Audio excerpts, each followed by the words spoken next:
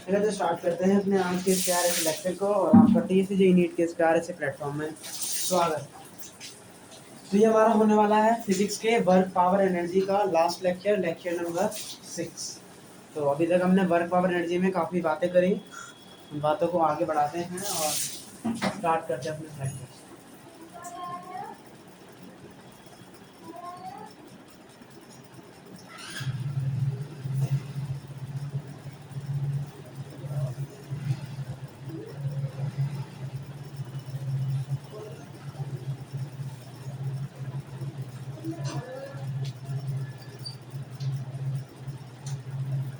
तो हमने सबसे पहले सीखा कि वर्क पावर एनर्जी होता क्या है, और इसमें हमने एक ही चीज़ पे अभी तक पूरे लेक्चर में यही ध्यान दिया है कि वर्क नेट बराबर होता है चेंज इन काइनेटिक एनर्जी, दूसरा potential energy for MGH and potential energy for spring forces is के एक्स स्क्वायर, और यदि हाफ भी आता है, और यदि वर्क डन निकालना चाह रहे हैं तो हाफ के एक्स फाइनल का स्क्वायर माइनस के एक्स इनिशियल का square.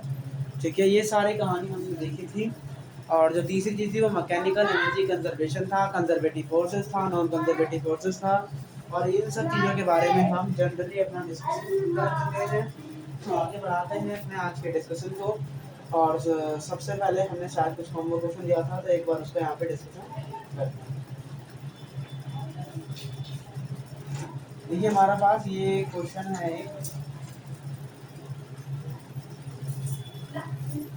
a mass m slides from rest at height h down a smooth curved surface, become horizontal at zero height. A spring is fixed horizontal on the level part of the surface. The spring constant is k Newton per meter. When the mass encounters the spring, it compresses it by an amount x is equals to h by 10. Mass 1 kg, height 5 meter, and find k upon 1000 का value यहाँ पे हमें find करना है।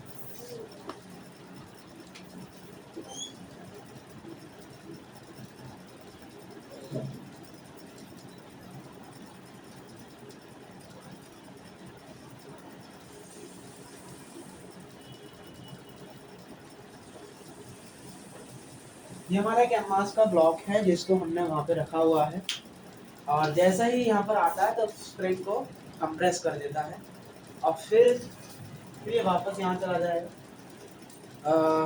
समझते हैं कहानी को।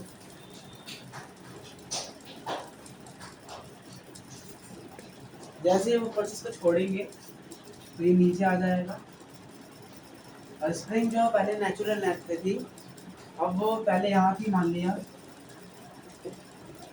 अब वो क्या हो जाएगी, इसके आने के बाद यहाँ पे कंप्रेस हो जाएगी, थोड़ा दब जाएगी। ये कहानी हमें यहाँ देखने को मिलेगी, एक्स लेंथ वो यहाँ पे कंप्रेस हो जाएगी। तो क्वेश्चन में बोला है कि आपको बताना है कि वो आपको के का वैल्यू बताना है। ये स्प्रिंग जो कांस्टेंट है के, इसका वैल्यू हमें यहाँ पे फाइंड करना है। इफ मास है 1 kg और ये जो पूरी हाइट है ये 5 मीटर है,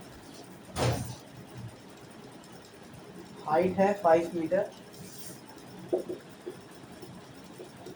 और x बराबर है, ये जो कंप्रेशन आया है ये आया है h by 10। सबसे पहले चेक करेंगे क्या इसमें मैकेनिकल एनर्जी कंजर्वेशन या वर्क डन नेट कुछ लग सकता है। वर्क डन नेट तो हर जगह लगेगा, लेकिन यहाँ सबसे पहले चेक करते हैं कि यहाँ पर मैकेनिकल एनर्जी कंजर्वेशन लगाया जा सकता है या फिर नहीं। तो सिर्फ यहाँ स्प्रिंग फोर्स है और mg लग रहा है, तो इसका मतलब सर यहाँ मैकेनिकल एनर्जी कंजर्वेशन लगाया जा सकता है। और दूसरा जो नॉर्मल है वो हाइट के एक दूसरे के परपेंडिकुलर है, दैट मीन्स वो हमेशा कैंसिल आउट होगा। मतलब वेलोसिटी ऐसे जा रही है, डिस्प्लेसमेंट तो ये होगा, वेलोसिटी के परपेंडिकुलर है नॉर्मल, इसका मतलब नॉर्मल का वर्क डन 0 हो गया। इसका मतलब यहाँ पर मैकेनिकल एनर्जी कंजर्वेट लग सकती है। तो मैकेनिकल एनर्जी कंजर्वेशन कहता है कि आप किसी एक पॉइंट को फिक्स मान लीजिए, मैंने ये पॉइंट को फिक्स मान लिया, अब यहाँ से कर रहे हैं स्टार्ट। तो मैकेनिकल एनर्जी कंजर्वेशन कहते हैं कि k1 प्लस u1 बराबर होता है k2 प्लस u2। तो इनिशियली जो स्प्रिंग में कंप्रेशन था वो 0 था, तो इसका मतलब स्प्रिंग की पोटेंशियल एनर्जी 0 होगी। स्टार्टिंग में इसके पास v वेलोसिटी, स्टार्टिंग में इसके पास कोई भी वेलोसिटी नहीं है, तभी तो ये ड्रॉप हुआ है। इसका मतलब इसके पास काइनेटिक एनर्जी भी नहीं है। सर ये मास जो है एच हाइट पर लगा है तो ग्रेविटी भी एक पोटेंशियल डेवलप करेगी और उसका फॉर्मूला क्या होता है mgh। एच डिस्प्लेसमेंट नीचे है तो ग्रेविटी पॉजिटिव आएगी, मतलब वर्क डन बाय mg आपका पॉजिटिव आएगा। बेसिकली पोटेंशियल एनर्जी पॉजिटिव आएगी, कितनी आएगी प्लस mgh आएगी, is equal to kinetic energy 2 plus potential energy 2।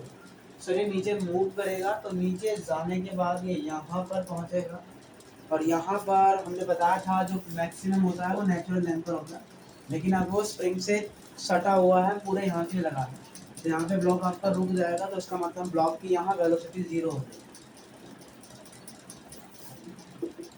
इसका मतलब काइनेटिक एनर्जी जीरो हो जाएगी, दूसरी स्टार्टिंग में भी जीरो ही था।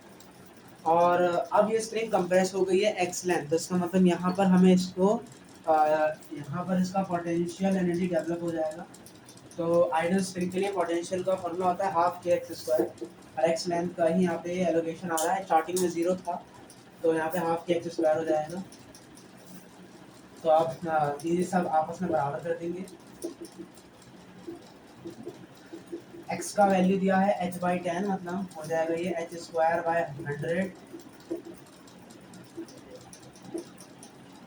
तो k बराबर आ जाएगा mg मल्टीप्लाई में 100। बताओ लग सके तेरे को। यहाँ 10 रखेंगे और मास है 1 kg, 5 to the 10 to the 4। यहाँ पर k का वैल्यू है 400, लेकिन हमसे वैल्यू पूछा है k/100 का, तो इसका मतलब इसका वैल्यू आ जाएगा 4। ये अपना हो गया यहाँ से आंसर। इन क्वेश्चनों को हमें ऐसे ही करना है।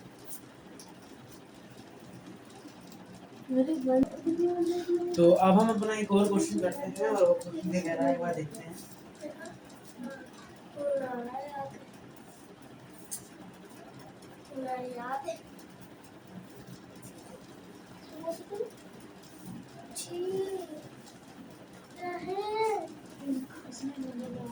अब हमारे पास ये सेटअप होने वाला है। हमारे पास एक इंक्लाइन प्लेन है और उस इंक्लाइन प्लेन पर आपने यहाँ पर एक स्प्रिंग लगा रखी है और स्प्रिंग से आपका ये मास सटा हुआ है।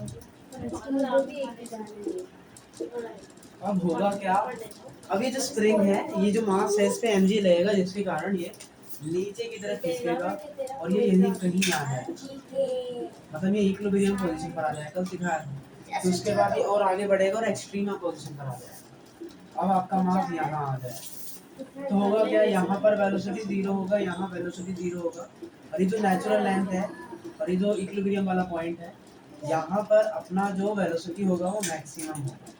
ये कल हमने केसेस करके बताया भी था। और ये जो कंप्रेशन आता है इसके बीच वो एक्स आया और इन दोनों के बीच भी कंप्रेशन सेम ही आता है एक्स। तो अब हम आगे बढ़ते हैं। तो यहाँ पर हमसे पूछा है वेलोसिटी मैक्सिमम लगाइए, तो इसका मतलब यहाँ मैकेनिकल एनर्जी कंजर्वेशन तो लग सकता है बिकॉज नॉर्मल वेलोसिटी के परपेंडिकुलर है तो वो तो जीरो हो जाएगा हर केसेस में। और दूसरी चीज़ हमारी ये रहेगी कि यहाँ पे सिर्फ स्प्रिंग फोर्स लग रहा है जो कि कंजर्वेटिव है, तो मैकेनिकल एनर्जी कंजर्वेशन लगा सकते हैं।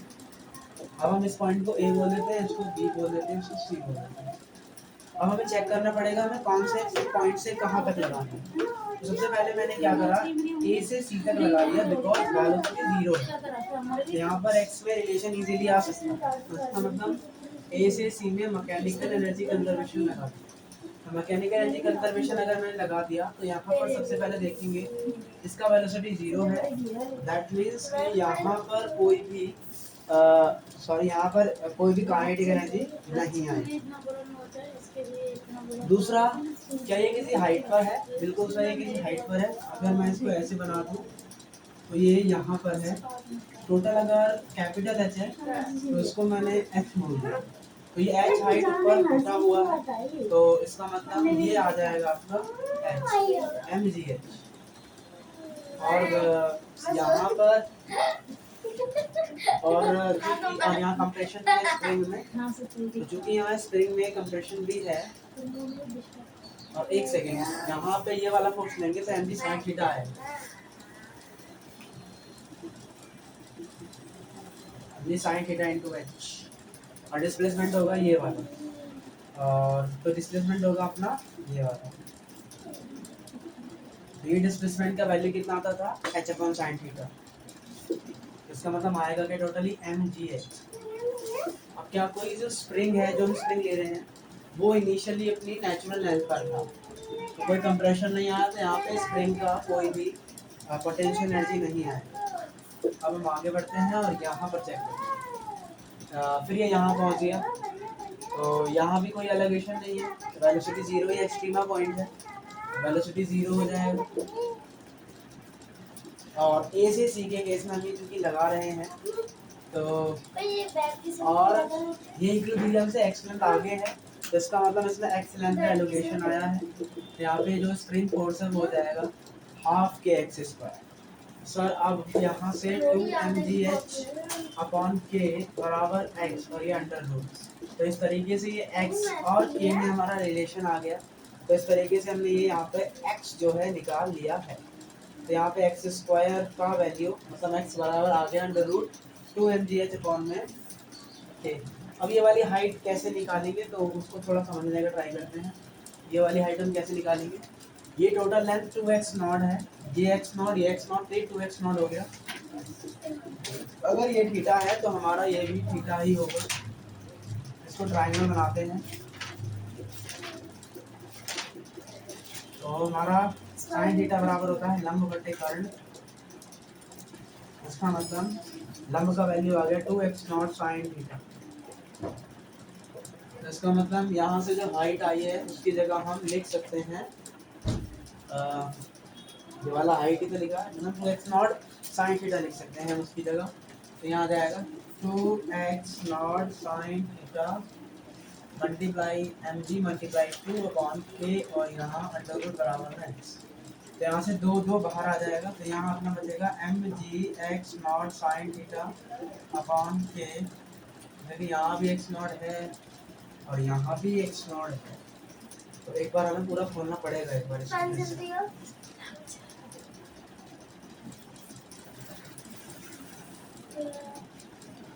यदि h का वैल्यू अपना कितना आ गया यहाँ पे 2x नॉट साइन थीटा, तो एक काम करते हैं ये यहीं पे रख लेते हैं, इससे x कट जाएगा, ये भी तो अपना एलोकेशन x नॉट ही था। 2mg x not sine theta बराबर एक x से एक x कटा, और इस तरीके से x नॉट का वैल्यू आ गया हमारा 4mg से 2 एक्स्ट्रा आ रहा है, और 4mg upon 4mg sine theta upon 2 के, ये x नॉट का यहाँ से वैल्यू आ गया।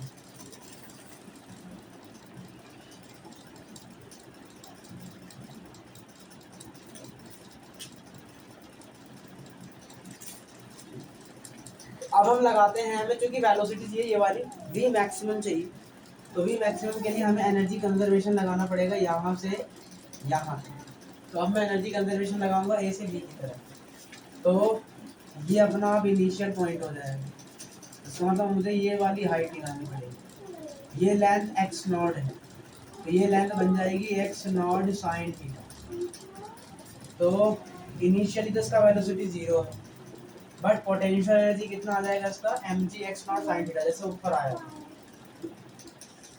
और हाँ, एक गड़बड़ हुआ क्या यहाँ पे कि सर हाइट जो है, हाँ ठीक है चलो, mg x not sine theta plus, और क्या स्प्रिंग नेचुरल लेंथ पर है, जी हाँ, तो उसका कोई पोटेंशियल एनर्जी यहाँ पे नहीं जुड़ेगा बराबर। फाइनली तो यहाँ पर स्प्रिंग में कंप्रेशन आया है x लेंथ का हाफ के एक्स स्क्वायर, एक्स लेंथ का लोकेशन, और क्या इसके पास वेलोसिटी है, जी है, हाफ एम जी। क्या इसके पास एम जी है, जी नहीं, क्योंकि आपने इसी को बेस पॉइंट माना है, तो इसका कोई भी पोटेंशियल एनर्जी नहीं होगी। अब यहाँ से दो दो उधर चला जाएगा, बन गया 2mg cos x not sine theta. अब हमने क्या किया, इसको उधर भेज दिया, तो 2mg x not sine theta minus के एक्स नॉट स्क्वायर बराबर एम बी स्क्वायर आ। अब हमने x नॉट का रिलेशन निकाल रखा है, x नॉट का वैल्यू यहाँ पुट करेंगे, या एक बार x नॉट यहाँ से कॉमन ले लेते हैं, क्या हो जाएगा 2mg साइन थीटा माइनस के का वैल्यू क्या आया है, x नॉट दी है, और x नॉट का वैल्यू आया 4mg साइन थीटा बाई के। कैसे के कटा, 4 में से 2 गया तो 2 बचा, माइनस का 2 mg sin थीटा। और यहाँ x नॉट बराबर में x 20 mg स्क्वायर। अब x नॉट का वैल्यू आया है 4 mg sin थीटा बाई के, तो वो वैल्यू यहाँ पुट करेंगे।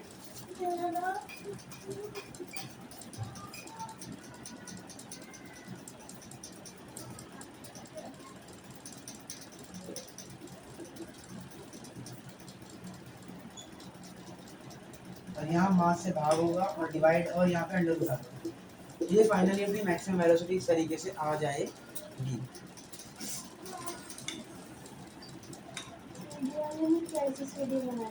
इसमें क्या था कि सब लास्ट में जाते हैं तो नेगेटिव साइन आ रहा है और अंडर रूट में नेगेटिव पॉसिबल नहीं है, तो इसको हम क्या करते हैं, अपन ने जो 2 वेरिएबल माने, इससे अच्छा है कि इसके लिए x नॉट लेते हैं और इस पूरे के लिए हम x मान लेते हैं। इससे क्या रहेगा, ये जो 2 आ रहा है वो एक्स्ट्रा नहीं आएगा और कैलकुलेशन हमारा इजी पड़ेगा।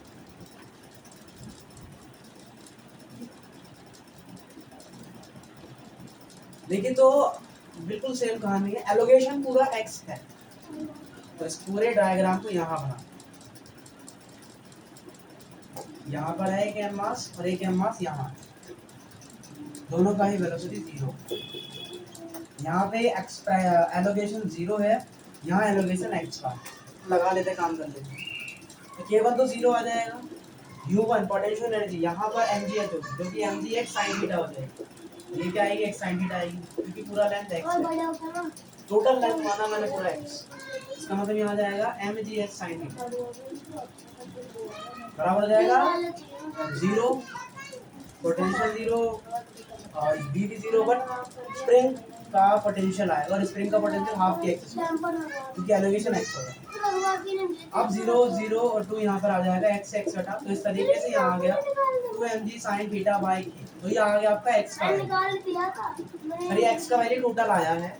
अगर आपको ये वाला वैल्यू चाहिए तो मैंने बताया, ये जो x है, ये x नॉट और ये x नॉट 2 एलोगेशन के बराबर है, तो इसका मतलब यहाँ से x नॉट का वैल्यू क्या आ गया, mg sin थीटा बाई के। अब इजी पड़ा, उसमें हमारा 2 और एक्स्ट्रा जुड़ गया था जो कि हमें हार्ड करना, अब इजी है। अब क्या करते हैं, हम यहाँ से a से b के लिए लगाते हैं, तो a से b के लिए ये कहानी, इसको आप क्या नाम दोगी, ये अगर एलोगेशन x नॉट है, ये हाइट होगी x नॉट sin थीटा, यहाँ एक मास, यहाँ एक मास, इसके बाद वेलोसिटी है, इसके बाद वेलोसिटी नहीं, तो लिखते हैं यहाँ पे वेलोसिटी भी 0 और स्प्रिंग फोर्स का पोटेंशियल भी 0, सिर्फ यहाँ आएगा mgh, बोल जाएगा mgh नॉट sin थीटा, यहाँ पे हाफ mg स्क्वायर और हाफ के x स्क्वायर, बाकी mgh तो 0 हो जाएगा। अब 2 को उधर भेज दिया तो यहाँ बच जाएगा अपना 2mgh नॉट sin थीटा। अब इसको उधर लिया है, ये x नॉट स्क्वायर है,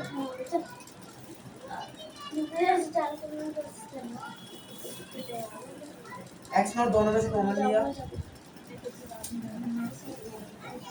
k का वैल्यू पुटिंग करा तो x नॉट का वैल्यू क्या आता है, mg sin थीटा बाई के, तो वो रख दिया, जैसे हमारा k कट गया, 2 mg sin थीटा में से mg sin थीटा गया तो mg sin थीटा आया, अब सही आ रहा है, पहले नेगेटिव में आ रहा है। यहाँ होता है mg sin theta x not बराबर mv स्क्वायर, m से m कटा, अब x नॉट की जगह हम लिख सकते हैं mg sin थीटा बाई के, इसका मतलब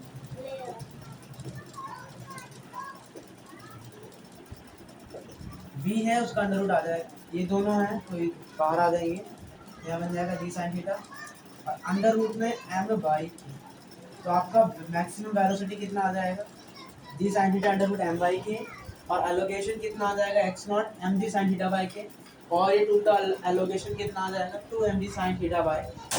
तो इन क्वेश्चनों को आपको हर बार ऐसे ही करना है।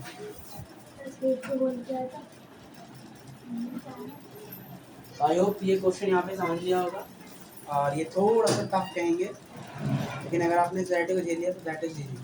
चलिए आगे बढ़ते हैं और अपना अगला क्वेश्चन करते हैं। तो ऐसी जगह पर वर्क डन की जगह मैकेनिकल MEC लगा दी जाए तो अपना आंसर इजीली आ जाता है। आगे बढ़ते हैं, फिर अगला क्वेश्चन।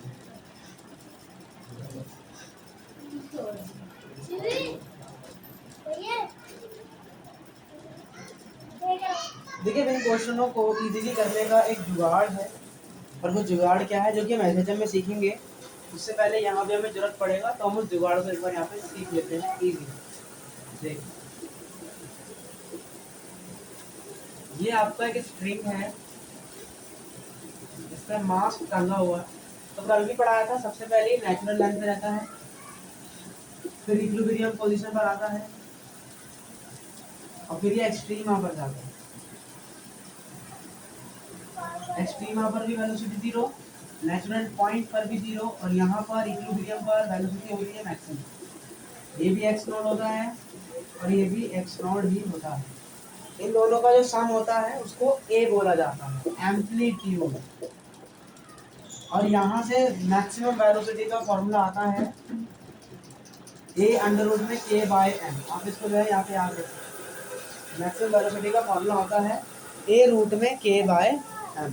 इसका मतलब, और ये क्या होता है दोनों का, जो इधर है वो ही इधर आपको देखने को मिलेगा। दोनों का सम नहीं है, ये सिर्फ इतना पार्ट है, ठीक है, ये तो इतना ही पार्ट है। इसको एम्पलीट्यूड बोलते हैं, इसको एम्पलीट्यूड बोलते हैं। टोटल सम क्या हो जाएगा 2a। तो ये हमारा यहाँ पे क्या है, एम्पलीट्यूड। तो मैक्सिमम वेलोसिटी क्या होती है, एम्पलीट्यूड अंडर रूट में k बाय m। और एम्पलीट्यूड क्या, एम्पलीट्यूड किसे कहते हैं, नेचुरल लेंथ से इक्विलिब्रियम, इक्विलिब्रियम से एक्सट्रीमा, एक्सट्रीमा से इक्विलिब्रियम, इक्विलिब्रियम से नेचुरल लेंथ। चलिए, और एक्स नॉट में रिलेशन कैसे निकालेंगे, जैसे हम वहां निकालते थे, कैसे निकालेंगे, अपना एमईसी वगैरह लगा के। तो यहाँ पे एक्स नॉट में रिलेशन क्या आएगा तुम्हारा, हमेशा एमईसी लगाएंगे इसमें। तो यहाँ पे रिलेशन क्या आता है, mg sin theta by, sorry mg by k।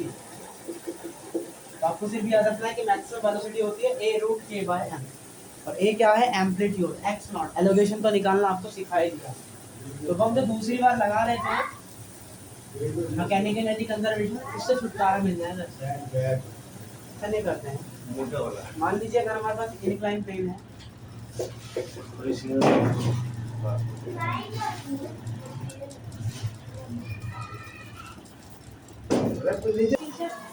तो हमारे पास एक इंक्लाइन प्लेन है, और उस इंक्लाइन प्लेन पर एक स्प्रिंग में अपने इस एम मास को में रख दिया है। तो यहाँ पर हम सबसे वेलोसिटी मैक्सिमम निकालनी है। तो वेलोसिटी मैक्सिमम कितनी आती है, ए रूट के बाय एम। एम्पलीट्यूड ऐसे निकलेगा, ये नेचुरल लेंथ है, कुछ अलग इक्विलिब्रियम आएगा, फिर एक्सट्रीम आ जाएगा। तो सबसे पहले मैं एक्सट्रीम आके रिएक्शन यहाँ पे निकालना पड़ेगा। कैसे निकालेंगे, ये एम है, बेसिक तरीका ये अपनाएंगे, ये है, ठीक है। टोटल लेंथ ये वाली h है, ये एलोकेशन x नॉट है, ये एलोकेशन x। तो यहाँ से यहाँ तक के लिए लगाऊंगा, तो यहाँ से यहाँ तक लगा रहा था। तो फिजिक्स क्वेश्चन से हम करके आए हैं, तो जब यहाँ से लेकर यहाँ तक लगाया था तो इसका वैल्यू कितना आया था, mg sin theta by k। तो x not, sorry, 2 mg sin theta by k, और x नॉट क्या आएगा इसका हाफ। यही अपना क्या होगा, एम्पलीट्यूड। मैक्सिमम वेलोसिटी क्या आ जाएगी अपनी, mg sin theta by k root में k बाई m। अब क्या होगा, आप m को लिख सकते हो root m by m, root m, k को लिख सकते हैं root k by root k। इससे ये कटा, इससे ये कटा। तो इस तरीके से अपना मैक्सिमम वेलोसिटी आ गया g sin थीटा रूट में m बाई। तो देखा, अब हमने जो दूसरी बार MEC लगाना पड़ रहा था वो यहाँ पे लगाने की जरूरत नहीं है, हम डायरेक्ट फॉर्मूला पे याद करके रख सकते हैं कि मैक्सिमम वेलोसिटी बराबर a root k by m। चलिए,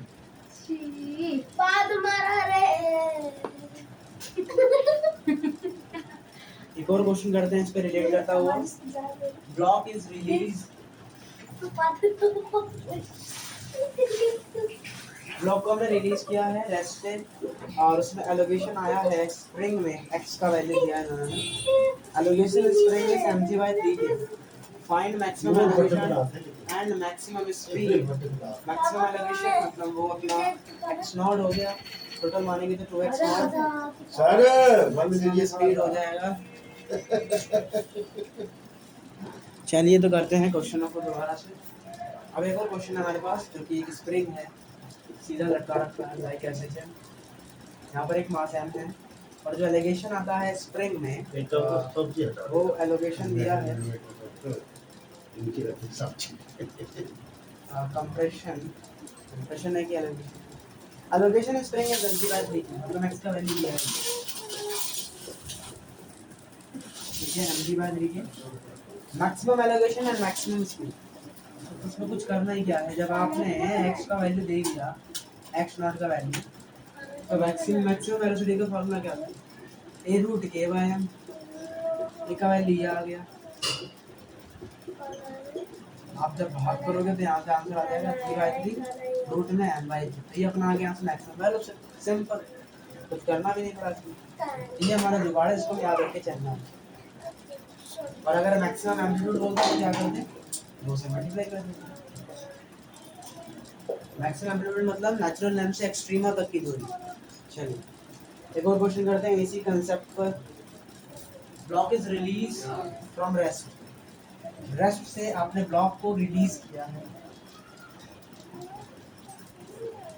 when allocation spring is mg/3k, find maximum allocation. And ये तो सेम क्वेश्चन है, आप इसे MEC से भी कर सकते हैं, आंसर सेम ही है, कुछ भी इसमें गड़बड़ नहीं है। चलिए, block is release when allocation in spring is x1। Okay okay okay, तो ये कहानी है, ये थोड़ा अलग क्वेश्चन है। ये कुछ नेचुरल लेंथ है इसका और ये x1 है, तब हमने ब्लॉक को रिलीज किया था और हमें a का वैल्यू दिया है यहाँ पे mg/k - x1। इसका मतलब ये अपना इक्विलिब्रियम पॉइंट होगा और ये अपना एक्सट्रीमा होगा। एक्सट्रीमा पर वेलोसिटी 0, नेचुरल लेंथ पे 0 और यहाँ पे मैक्सिमम, और ये टोटल जो होगा अपना एम्पलीट्यूड है। और इस टोटल की वैल्यू भी आपको दे रखी है mg/k, जो कि हमें पता है इतनी ही होती है। तो अगर हमको x मैक्सिमम यहाँ पे जो है फाइंड करना, सबसे पहले हमें क्या निकालना पड़ेगा, एलोकेशन। ये जो है हमें यहाँ पे निकालना पड़ेगा। तो एलोकेशन कैसे निकालेंगे, उस एलोकेशन को निकालने के लिए हम यूज़ कर सकते हैं अपना MEC। तो अगर हमसे पूछता है मैक्सिमम एलोकेशन बताओ तो क्या करेंगे, जो ए आया उसको डबल कर देंगे, तो ये हो जाएगा।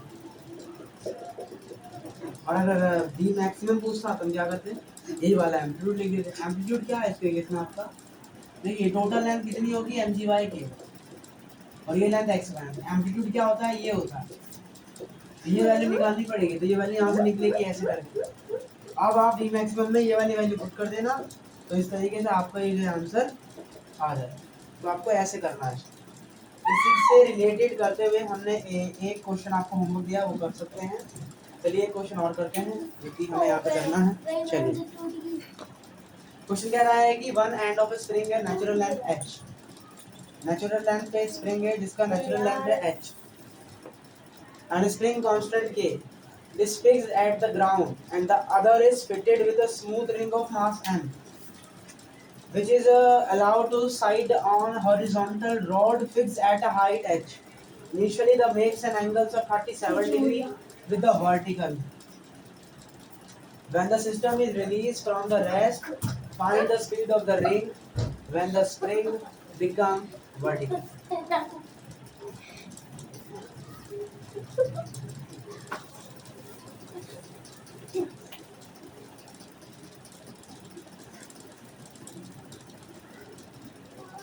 ये हमारी स्प्रिंग है जिसको हमने, पहले वो स्प्रिंग यहाँ थी नेचुरल लेंथ, लेकिन पहले मतलब अब वो यहाँ पर किसी एंगल पर है। क्वेश्चन कह रहा है कि जब ये स्प्रिंग वर्टिकल हो जाएगी, इस एच हाइट पे बराबर हो जाएगी, तो आपको इसका स्पीड बताना है। तो सबसे सिंपल तरीका है कि हम यहाँ पर लगा देते हैं MEC। तो सिंपली MEC लगाया जा सकता है। तो MEC लगाने के लिए हमें कोई पॉइंट फिक्स करने पड़ेंगे, तो वो हम इनिशियल पॉइंट इसको मान लिया, फाइनल पॉइंट इसको मान लिया, और इसका जो लेंथ है वो L मान लिया। तो अब करते हैं ना काम, या ये एलोकेट की तो इस तरीके से खींची है। तो इनिशियली तो इसके पास कोई भी वेलोसिटी नहीं, u बराबर 0 और ये रिंग रखा है, तो क्या रिंग का कोई मास है? ये रिंग का मास है तभी तो आगे मूव करी, तो रिंग का मास यहाँ पर आप नहीं,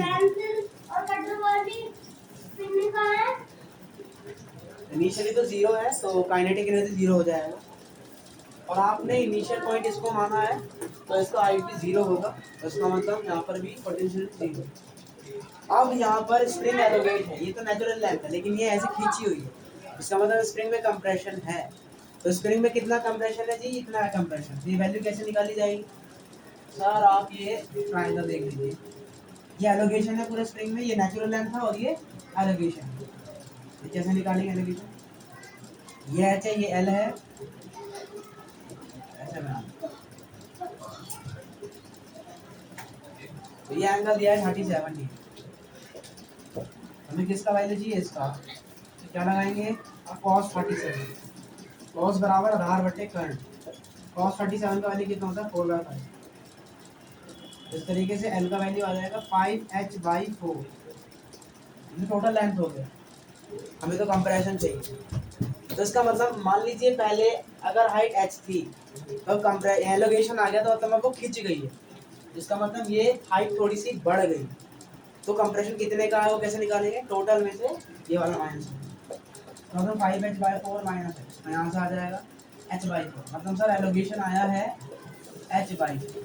तो बस अब लगाते हैं, पोटेंशियल एनर्जी का फॉर्मूला हाफ के x स्क्वायर का वैल्यू हो जाएगा h² बराबर, यहाँ पर कुछ ना कुछ वेलोसिटी तो है, तो हाफ mv², प्लस में हाइट भी है मतलब पोटेंशियल एनर्जी, ये वाला पॉइंट, तो पोटेंशियल एनर्जी भी है, तो यहाँ पर आ जाएगा अपना नहीं ये रिंग, लेकिन रिंग तो यही है, रिंग तो इसी लाइन पर है, तो रिंग ने तो कोई हाइट अभी भी ट्रैवल नहीं किया, इसलिए रिंग का भी पोटेंशियल 0 हो जाएगा। तो अब यहाँ से v का स्क्वायर का वैल्यू कितना हो जाएगा? h²/16 है, तो v का वैल्यू आ गया रूट में k/m h/4। तो इस तरीके से हमने यहाँ पे निकाल ली वेलोसिटी, तो इस तरीके से हमने यहाँ पे क्वेश्चन को कर लिया। या हम चाहें तो शायद इसे ऐसे भी कर सकते हैं, हमें जाना है मैक्सिमम बराबर क्या होता है? एम्पलीट्यूड मल्टीप्लाई में k/m। तो सर आपका एम्पलीट्यूड कितना आया? h/4। इस तरीके से हमारी मैक्सिमम वेलोसिटी इस तरीके से भी आ गई, तो किसी भी यहाँ पे कर सकते हैं। चलिए बाकी आप इसमें नेट वर्क डन से भी इसको कर सकते हैं कि नेट वर्क डन बराबर चेंज इन काइनेटिक एनर्जी, वहाँ से भी हो जाएगा। कैसे होगा? वर्क डन mg ऐसे लग रहा है, वेलोसिटी इधर है मतलब पॉजिटिव, मतलब mg के द्वारा लगाया गया वर्क डन भी 0, यहाँ पर भी 0, वेलोसिटी और आपका फोर्स परपेंडिकुलर हो जाए तो इसका मतलब वर्क डन 0 है मान लीजिए, क्योंकि वेलोसिटी डिस्प्लेसमेंट एक तरीके का डिस्प्लेसमेंट इधर ही हो रहा है, नॉर्मल का वर्क डन भी 0 क्योंकि वो भी परपेंडिकुलर, तो सिर्फ वर्क डन आएगा स्प्रिंग फोर्स का, और स्प्रिंग फोर्स का वर्क डन होता है हाफ के x², और इनिशियल तो 0 है, हाफ के x² हो जाएगा, तो हाफ के मल्टीप्लाई में x का स्क्वायर बराबर हाफ mv²। तो यहाँ से भी अपना वेलोसिटी यही आ गया। तो एक ही तरीके करने से लगभग मतलब इस क्वेश्चन को करने के लगभग 3 तरीके हैं, आप किसी से भी इसको कर सकते हैं, और इसको काइनेमेटिक से भी किया जा सकता है। तो इस तरीके से हमने लगभग 3 तरीके देखे इसको करने के, तो इन क्वेश्चनों को हमें ऐसे ही अप्लाई यहाँ पे करना है। नॉर्मल है, खाली एमईसी लगानी है, और एमईसी इतने सारे क्वेश्चन पर अप्लाई करने के बाद हम सीख गए होंगे लगाना। चलिए अब एक क्वेश्चन और है, क्योंकि ये रहा आपके स्क्रीन पर,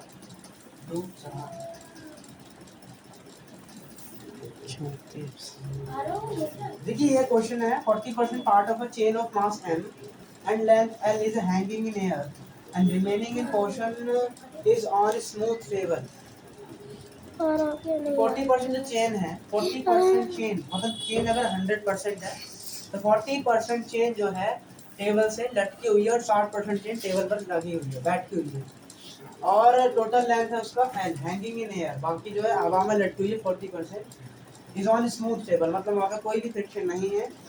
find required work to slowly pull complete chain on table. अच्छा, अब क्या करना है, पूरी चेन को उठा के टेबल पे रख देना है। तो ऐसा करने के लिए आपको कितना वर्क यहाँ पे करना पड़ेगा, तो इसका मतलब यहाँ पे हमें वर्क डन लगाना ही पड़े। तो उसको लगाने से पहले हम हमेशा याद रखेंगे कि जो सेंटर ऑफ मास होता है वो हमेशा कहाँ होता है, उसका उसी पोजीशन पर ही फिक्स रहता है। भैया सॉरी, भैया सॉरी, भैया मैं देख रहा था, बस मैं देख रहा था भैया। तो ये हमारा क्वेश्चन है।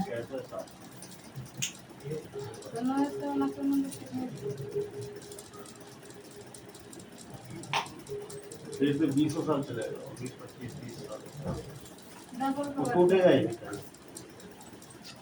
बहुत मोटा लाइफ टाइम हो गया तेरा हमेशा। चाल टाइम इसको हटा देंगे। ये 60% है, अरे वो टूटेगा, ये वाला पार्ट 40%। तो क्वेश्चन में कहा है कि 40% के पार्ट को ऊपर खींचने में आपको कितना जो है यहाँ पे काम करना पड़ेगा। तो इसको कैसे निकालेंगे,